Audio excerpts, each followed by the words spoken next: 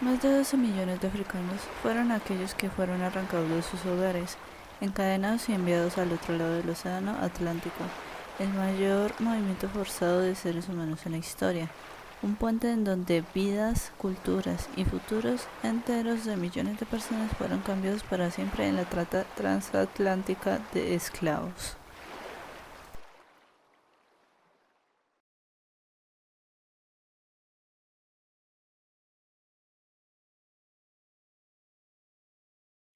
La esclavitud, por desgracia, ha acompañado a la humanidad desde sus primeras civilizaciones. Aunque cambió de forma según el tiempo y el lugar, siempre tuvieron cosas en común: reducción de personas a mercancía y mano de obra. El símbolo máximo de la eternidad, las pirámides, monumento pensado para desafiar al tiempo e inmortalizar el poder de los faraones. También es un símbolo del trabajo forzado, levantado por los esclavos. En Egipto, la mayoría de los esclavizados eran prisioneros de guerra, aunque también habían personas endeudadas que podían caer tristemente en la esclavitud. Servían para ser empleados domésticos, constructores y agricultores para el Estado. La antigua Grecia. Siempre la pensamos como filósofos discutiendo en la plaza, templos majestuosos y la cuna de la democracia.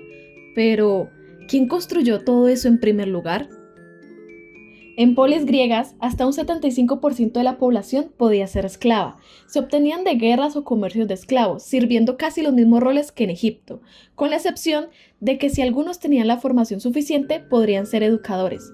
Dato curioso, nunca podían participar de la política, algo muy celebrado en los libros de historia. Roma, gloria imperial, legiones invencibles y el Coliseo con sus espectáculos. Hablando del Coliseo, muchas de las personas que luchaban dentro de estos coliseos eran los mismos esclavos y prisioneros de guerra que atrapaban.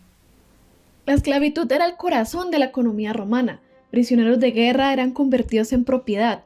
Algunos servían en casas y campos, otros en minas donde rara vez sobrevivían, y miles más como gladiadores obligados a luchar hasta la muerte para entretener a la multitud. Entonces, para resumir, la esclavitud ya existía desde antes, sí, pero fue con la llegada de los europeos a América que alcanzó una escala miles de veces mayor, un comercio global en donde millones de africanos fueron convertidos en el motor económico de colonias y de las coronas europeas.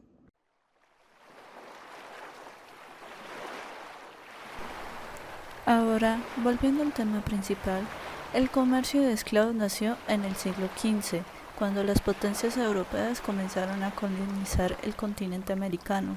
Portugal y España fueron los pioneros, y con el tiempo se sumaron después de Inglaterra, Francia, Países Bajos y otros reinos.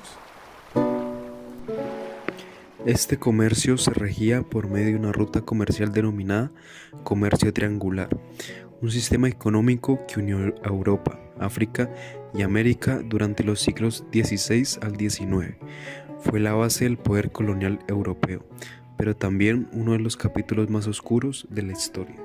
En el primer lado del triángulo está Europa y África. Desde Europa partían barcos llenos de mercancías.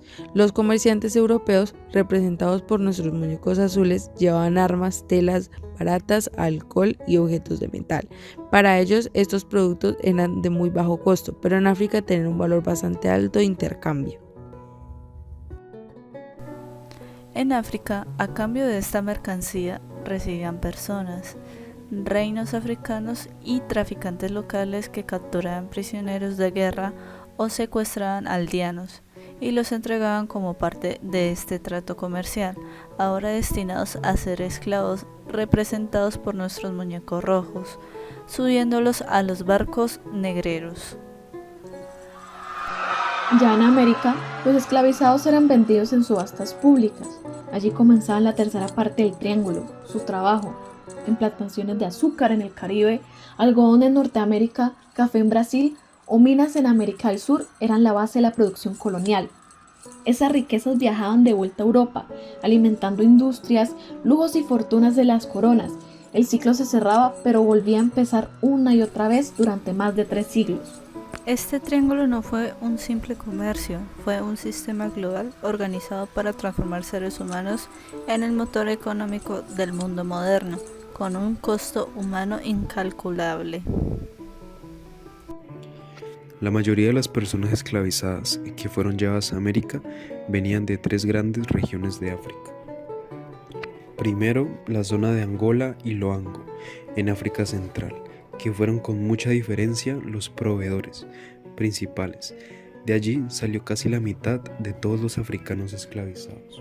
Después la llamada Costa de los Esclavos en el Golfo de Guinea, esta región aportó casi 2 millones, lo que sería más o menos 1 de cada 6 de todos los esclavizados totales. Y por último, el tercer gran foco fue la costa de Biafra, también en la zona de la actual Nigeria y Camerún, que representó alrededor de 1 de cada 8 en resumidas cuentas, la mitad de Angola y Luango. Eso significa que de los 12.5 millones de africanos embarcados para las Américas y el Caribe, casi 3/4 partes de todos los esclavizados que llegaron a América vinieron de solo estas 3 regiones. Y eso que no son ni siquiera todos los capturados. Pero, ¿a qué nos referimos con esto? Antes incluso de subir los barcos, muchos de estos cautivos eran obligados a caminar cientos de kilómetros desde el interior de África hasta la costa. Durante este trayecto ya sufrían de hambre, agotamiento y violencia. Muchos ni siquiera lograban llegar al mar. Los barcos negreros eran diseñados para transportar mercancías, pero en lugar de objetos llevaban seres humanos, amontonados, sin espacio para moverse en condiciones inhumanas. Se estima que más de 2 millones murieron durante la travesía conocida como el Paso Medio o Middle Passage, el cual duraba entre 6 semanas y 3 meses. Las condiciones eran tan inhumanas que millones murieron antes siquiera de tocar tierra. Si enfermaban demasiado o morían, simplemente eran arrojados al océano. El mar se convirtió en una tumba para millones, por esto y muchas otras cosas. A veces eran obligados a subir a cubierta para ejercitarlos y evitar que murieran todos antes de llegar, pero era solo una estrategia económica. Los capitanes querían mantener su mercancía con vida para venderla más cara en América. La mayoría de los cautivos eran hombres, puesto que se les consideraba más fuertes y mejores para el trabajo. Sin embargo, las mujeres también fueron esclavizadas. En los barcos negreros separaban mujeres por un lado y hombres por otro. Las mujeres y las niñas, a diferencia de los hombres, no estaban encadenadas y en algunos barcos el propio capitán dormía en la misma habitación que ellas, y muchas fueron víctimas de abusos por parte de la tripulación.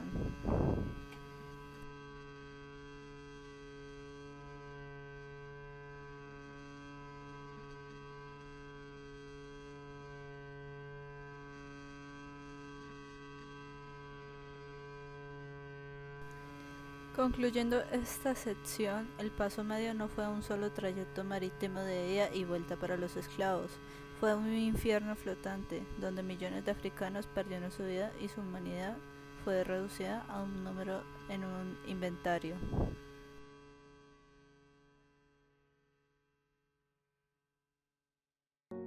Pero este comercio no fue solo obra de los comerciantes privados. Las coronas europeas también tuvieron un papel clave en organizar y legalizar la trata. En el caso de España, lo hicieron a través de un sistema llamado asientos de negros.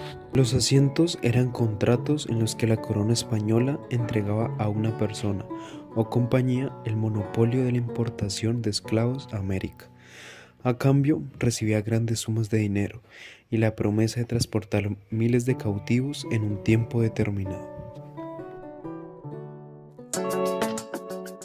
Para terminar en una nota un tanto más alta, hablemos del primer país que logró abolir de manera completa y permanente la esclavitud. Hablemos de la isla de Santo Domingo. Hablemos de Haití.